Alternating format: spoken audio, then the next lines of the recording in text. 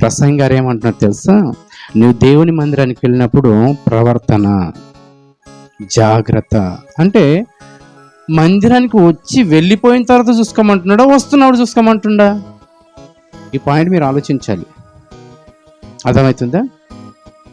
దేవుని మందిరం నుంచి వచ్చి వెళ్ళిపోయిన తర్వాత మనం బాగుపడాలనుకుంటాం, కానీ ప్రసంగి గారు ఏం చెప్తున్నారు తెలుసా? నువ్వు వెళ్ళేటప్పుడే జాగ్రత్త చూసుకో. అంటే వెళ్ళేటప్పుడు ఏం జాగ్రత్త చూసుకోవాలి? ప్రవర్తన ఏం జాగ్రత్త చూసుకోవాలి? అంటే వెళ్ళేటప్పుడు ఏదన్నా ఇబ్బంది ఉందా మనం వెళ్ళేటప్పుడు?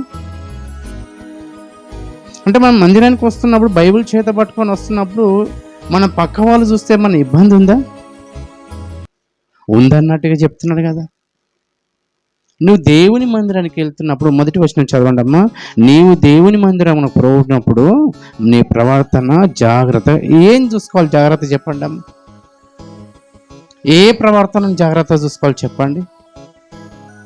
రాత్రంతా గొడవపడి, రాత్రంతా బూతులు మాట్లాడి, శుద్ధ పూసలేక దేవుని మందిరానికి వెళ్తుంది అంటే నువ్వు వచ్చేటప్పుడే నీ ప్రవర్తన జాగ్రత్తగా చూసుకుంటామంట. అంటే నువ్వు ఇంటికాడ ఉన్నప్పుడు, అంటే చర్చిలో ఉన్నప్పుడు నీవు అంత నటిస్తావని దేవునికి తెలుసు, కానీ నీ ఇంటికాడ నీ ప్రవర్తన నీ చుట్టుపక్కల వాళ్ళకి అందరికీ నచ్చేటట్టుగా దేవుడు చెప్పినట్టు బ్రతకాలన్నది దేవుని ఆలోచన.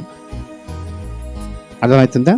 మనం ఇంటికాడ కానీ, మనం చేస్తున్న ఉద్యోగం దగ్గర కానీ, మనం ఎక్కడైతే నివాసం చేస్తున్నామో అక్కడ మనం చర్చికి వచ్చిన వాళ్ళ ప్రవర్తన చాలా అవసరం అని దేవుడు చెప్తున్నాడు.